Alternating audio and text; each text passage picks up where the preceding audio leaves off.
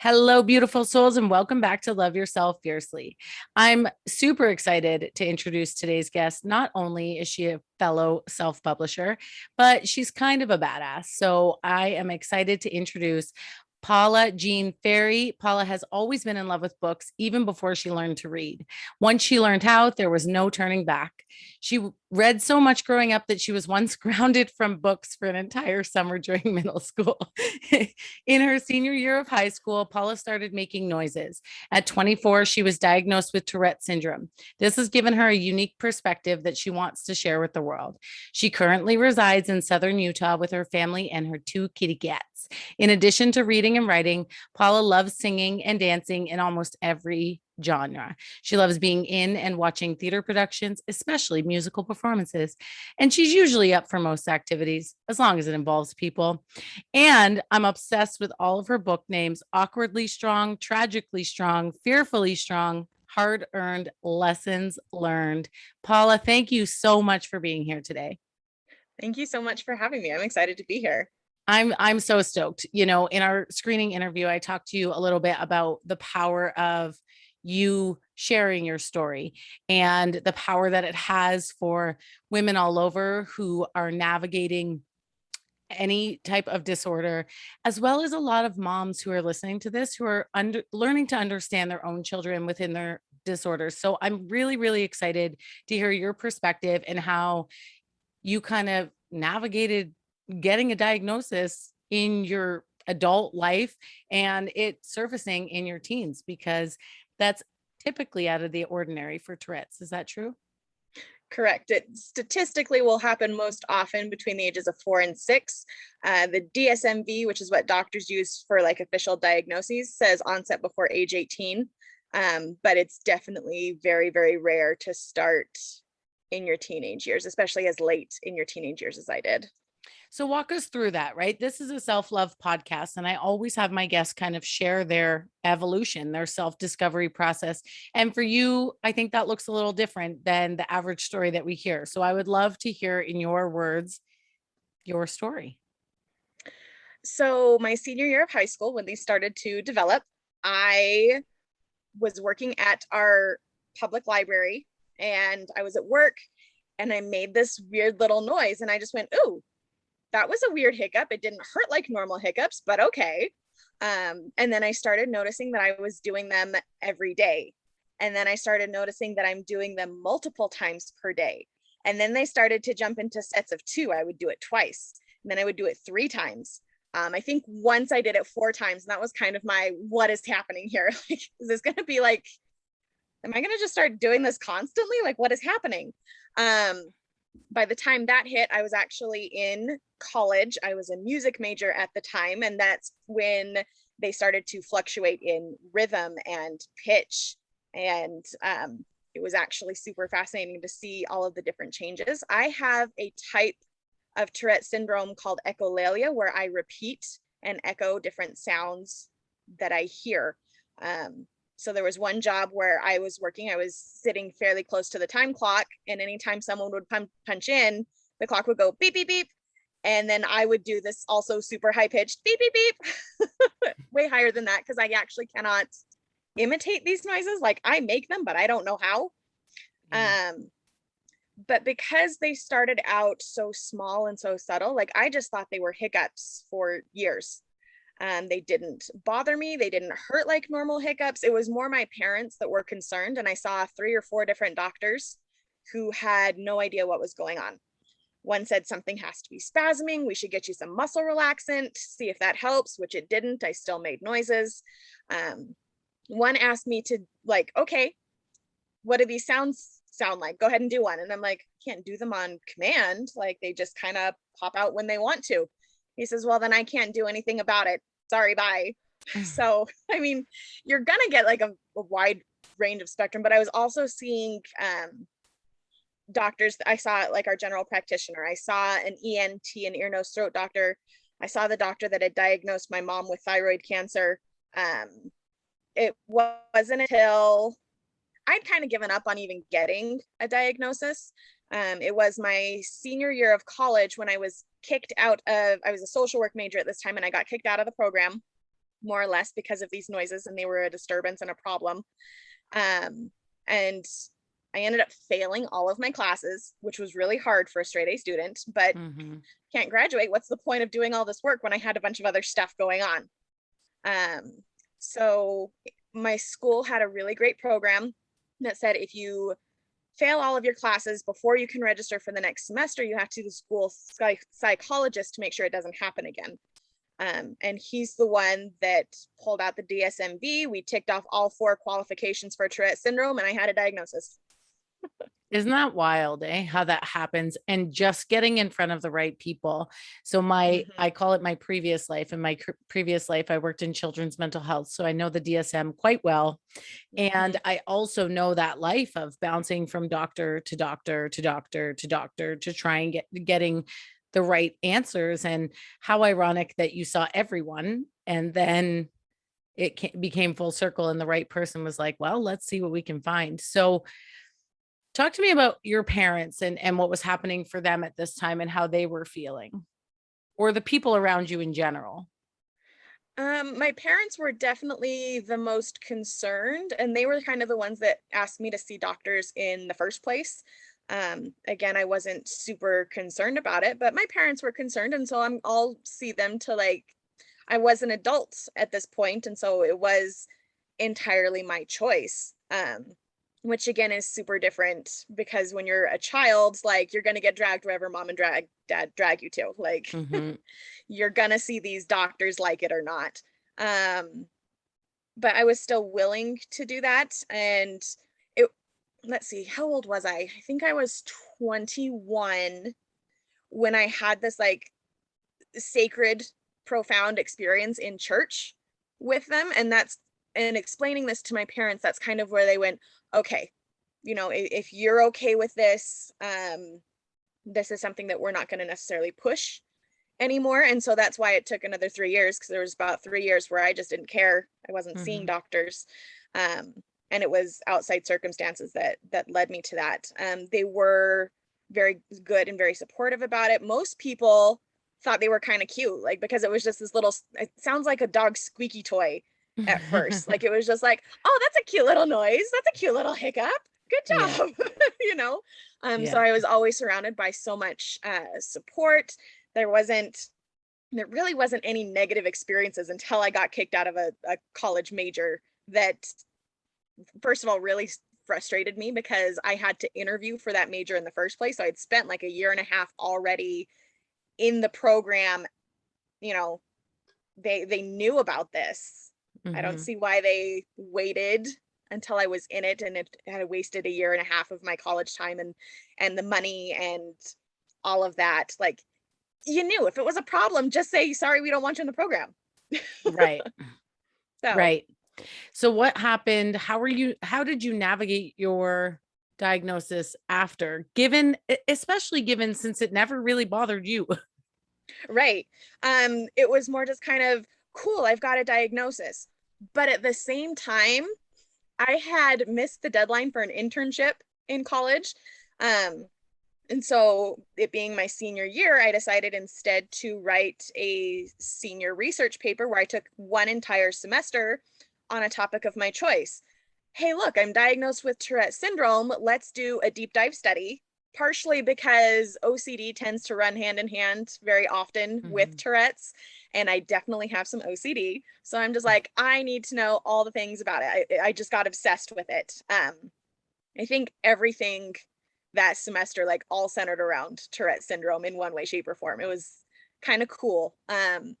But in this senior research paper, my major at this point was international cultural studies with an emphasis in communications.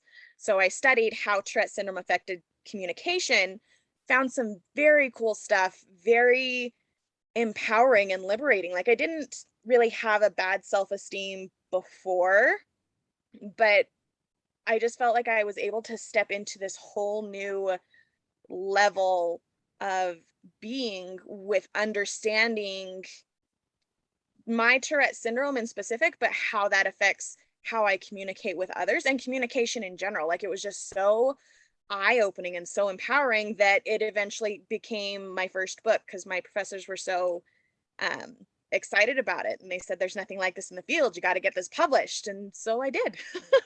And that's how Awkwardly Strong was born.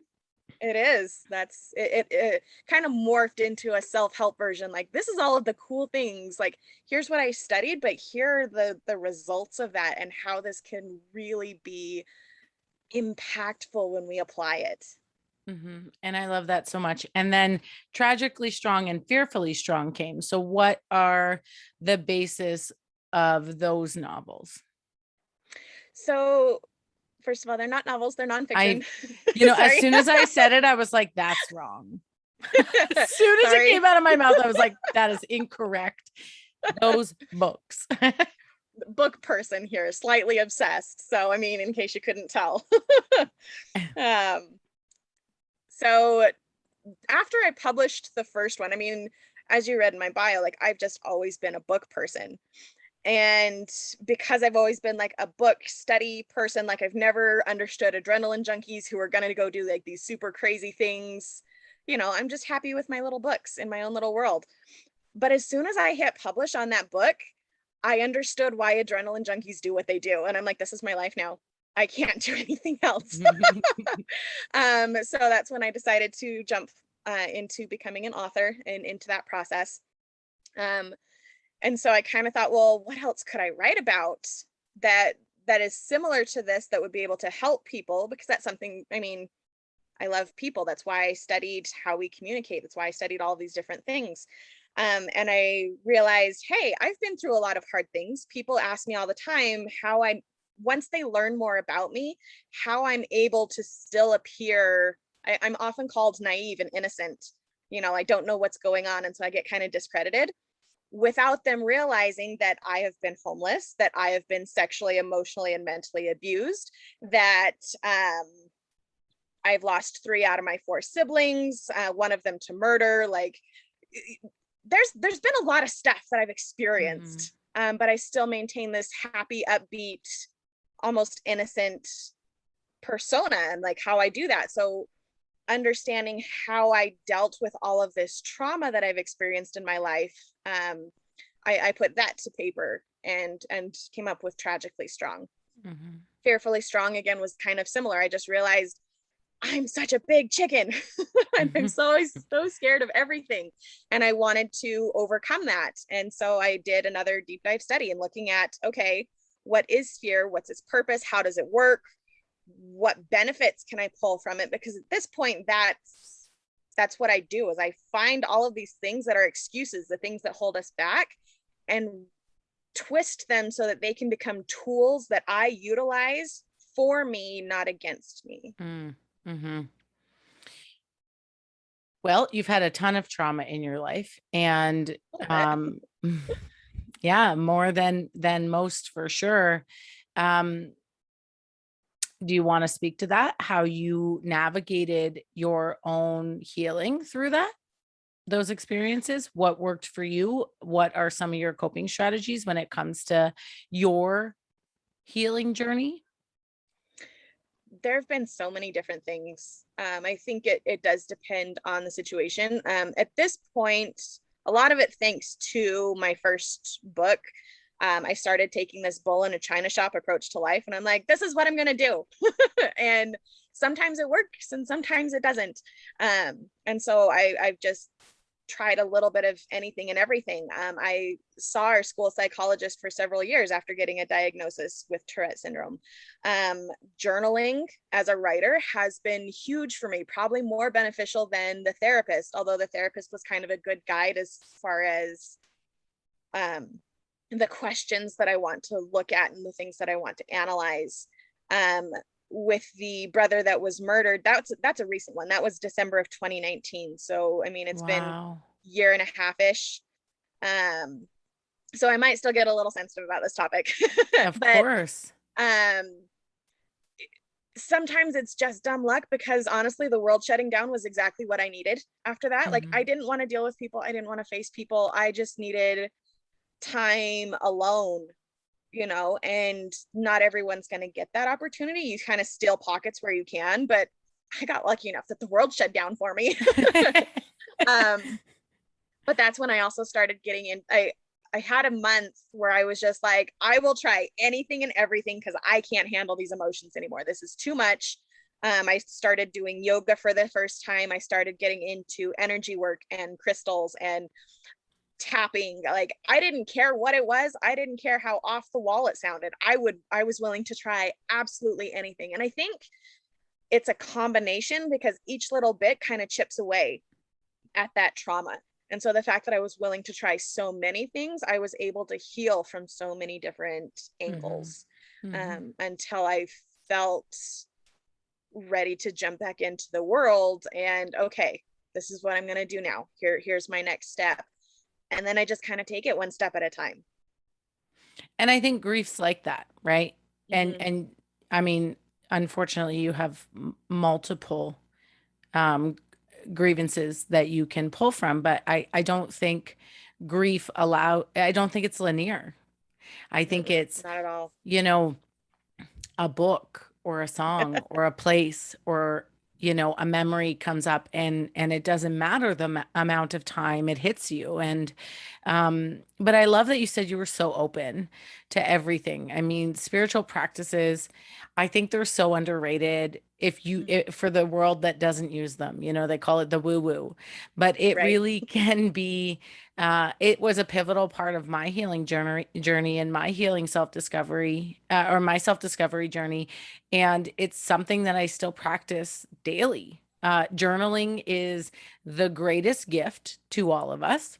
Mm-hmm. Um, it is without a shadow of doubt the safest place for us to release because it's ours, right? It's Right. our personal emotions and our personal opinions and our personal thoughts. And we just get to go there, whatever it looks like, whatever it sounds like, however it feels, without fear of judgment, without fear of repercussion for our thoughts. And so I love that you said that you were able to adapt a variety of tools to help Mm-hmm. you navigate. And also, you must be an optimist because I too am an optimist. And I was like, the world shut down for me. I needed this. The rest of the Yes. world is like, what is happening? And then a handful of us are like, thank you, universe, for giving me exactly what it is that I needed at this time. Um, Right.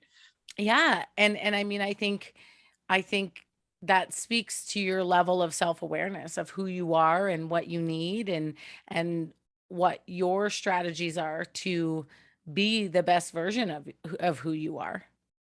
Mm-hmm. Yeah, for sure. I think it definitely makes a difference. Again, having kind of this background of those three books and understanding that anything that we experience is a tool that we can utilize. And we don't want just one experience because a hammer is not going to build an entire house. You need a variety of tools to help you reach whatever goal that's going to be to create the life that you want to live. Like, you're going to need more than just your one go-to. Mhm. While that is awesome and powerful if you have something like that, because for me, I do, that's journaling is my go-to, but it's not the only tool available. And it's kind of cool to see how some of these other things can create things that we never thought were possible or able to experience. Mhm. Mhm. I would love for you to speak to some of the wisdom you share in Fearfully Strong. A lot of us are so crippled by fear. A lot of my listeners Mhm. are so crippled by fear that I would love for you to share some of what you learned and some of the pivotal moments in your journey where fear was no longer an obstacle. And I wouldn't say it's no longer an obstacle. I mean, I've literally written a book and I found myself dealing with this morning, actually. And when I say no longer an obstacle, it's more like a self-awareness of what's coming up Hmm. for us versus a big brick wall we're not willing to find our way Hmm. around.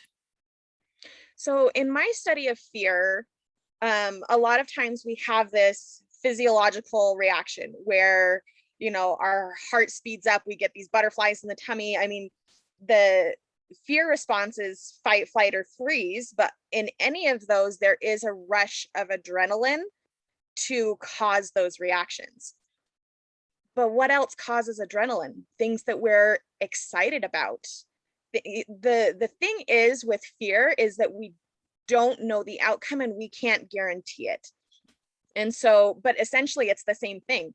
It's fear and excitement. And a lot of it is, okay, I'm afraid. What is there that I could be excited? What are the possibilities? Instead of looking at all the things that could go wrong. So when I have that, I kind of sit and, okay, why am I so afraid? What instead could I look at the excitement and try and turn that into excitement? So my book launched this week.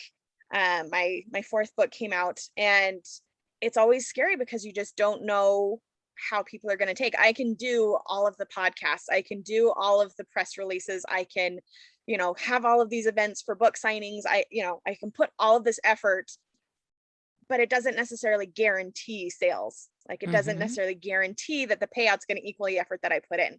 And it was terrifying to not know and have that financial security, because back in June, I actually quit the corporate world. I quit having a job and I am fully self-employed. So I needed this book to be a success. And for me, I am someone who is spiritual. I do believe in God. Call it the universe, call it source, whatever you want, same verbiage. But I also recognize that while I don't know the outcome, God does, the universe does, and it's not in my hands. And so it kind of gives me a chance to, okay, do I really trust God? Which it took a minute, like, yeah, I do.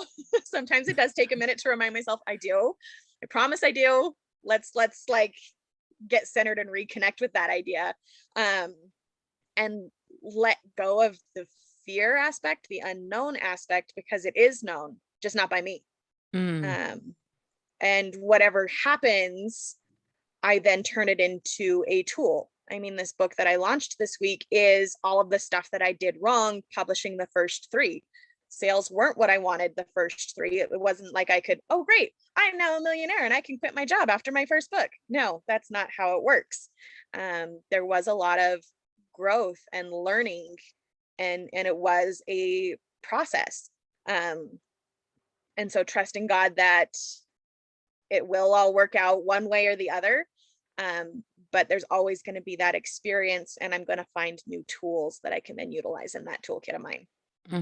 I love that so much. It's, first of all, surrender, and surrender some more. We have actually, as human beings, okay, this is going to be a mic drop for the listeners. We have actually, as human beings, never quite actually controlled our way into or out of anything in the exact way we attempted. Control gets you not the outcome that you push for. Surrender gives you the outcome you didn't know you needed. And so, or you didn't know was coming, or you allow the possibility for so much better. Right. And so I love that you said that you have to surrender and trust. Put your trust in your faith. That's really, what our spiritual connections are, is trusting in something bigger than ourselves and knowing we're supported every step of the way. And it's terrifying. Every time. Absolutely terrifying. Absolutely terrifying. Every time you put something into the world, you have to remind, as entrepreneurs, we have to remind ourselves, like, the outcome is not my responsibility. I do what I can. I put my heart and my soul into my work, and the outcome is it's not in my control. And so I can just do what I can and know that it's going to be okay. No matter what happens, it's going to be okay. And I also loved how you said finding a way to turn your fear into excitement. This is a process that I teach all the time. Everybody says, what if, but what if? And they'll be like, what if I fail? Or what if people hate me? Or what if this, what if that? And I'm like, and what if they love you? And what if it works? When we're able to find the excitement in your words, right? Find the excitement. In my words, it's like, find the joy, find the best case scenario, put your energy into the limitless possibility for your life. And the more you focus on the limitless possibility and show up as if it's already yours, the more it is. Mm-hmm. The For easier it sure. is to surrender, the easier it is to trust. And yeah, I mean, we can only succeed from a place of trust, in my experience, anyways. It's the I kind of want to backtrack just a little bit when we were talking about the control, because it's funny, that is something that I did address in my first book, because having Tourette syndrome, I literally cannot control what comes out of my mouth. I literally can't control what my body does. I don't know if you saw a couple minutes ago, I did this like that was a tick, like my body just like grabs me and I'm just like, oh, hi, here we go. I literally can't control my body. I literally can't control what comes out of my mouth. And so part of what I found was I don't have that control, and that's okay, because what I can control is what happens after. There are certain aspects that we do have control of, so we don't feel like, we're just floating in a lifeboat in this huge ocean. We do have some control, but we don't have control of what we would like to have control of. So it's recognizing, okay, I don't have control of that. I do have control of this. How do I use it? For sure. I just mean, as women, we tend to control every little piece of every little thing of every little Right. person of every little place For in sure. our life. For sure. And then we're like, I don't understand why we're so resentful and disappointed. And I'm like, well, because what I'm saying is that we tend to flip it. Like, we tend to think that our lives are out of control when really our lives are the one thing that we really can control with our choices. And being aware of what we can control, we need to flip that. We can't control what's out there, but we can't control what's in here. We don't react and respond to what's out there. That's entirely up to us. That's part of the being centered. That's part of the healing process, I think, in my mind. But also recognizing that to have that control here, you have to let go of what's out there. Absolutely. I totally agree. Right. It's like that. When I say do what you can, I mean, in terms of our business and our launches and the things that are exciting, we have to take action on the things that we want. We have to be in control of our launch strategy and our marketing strategy. And there are pieces that control is necessary. But just like you said, that's an internal game. We're in control of our responses to the world. We're in control of the thoughts we choose to hang on to, right? We can't control our thoughts, but we can certainly control the ones we choose to hyper focus on. And then we also are in control of, how, like you said, how we respond to the world, how we show up for our dreams, but we have to learn to release control around outcomes and how other people, respond to us, aka whether or not someone buys your book, aka whether or not someone enrolls in my programs. It's like, I trust that as an entrepreneur, I have done everything that I can. And that you wrote this book with everything you had. And it's like, I know there's greatness in here and I trust that it's coming. Absolutely. And I believe that it is, because I think you have just so much wisdom inside of you and so much amazing. I love the combination of the research and then your experience, right? I think there's so many people who need that like tangibility and that logic behind the research. And so I love that all of your books offer that, your experience and your story. And so it has an emotional component, which we all need. And it also has the logic and the research and the truth, the scientific evidence to back up what you're saying. And I mean, also they're just like, I'm obsessed with the titles. I know I said that at the beginning, but like, what gets me when I read books? Titles. Right. Period. I'm like, you have to pull me in with the title, because if not, I'm like, oh, that might be nice. Then it has to be a book that was recommended to me. But if I was walking through a bookstore and saw any one of your books, I would pick it up. Thanks. So you have launched the last one, but tell me where everybody can get them. Like we have a lot of Canadian audience. We have a lot of American audience. Where can they get their hands on your book?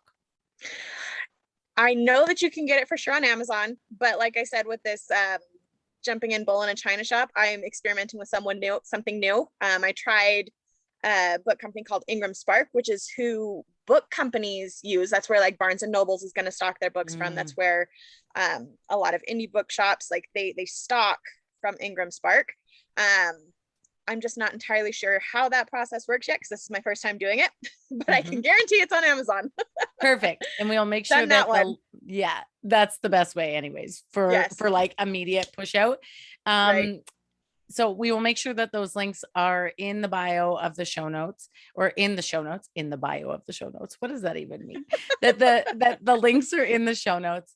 If you could leave our listeners with, I mean, I know for certain that there are quite a few people on here who are aspiring writers.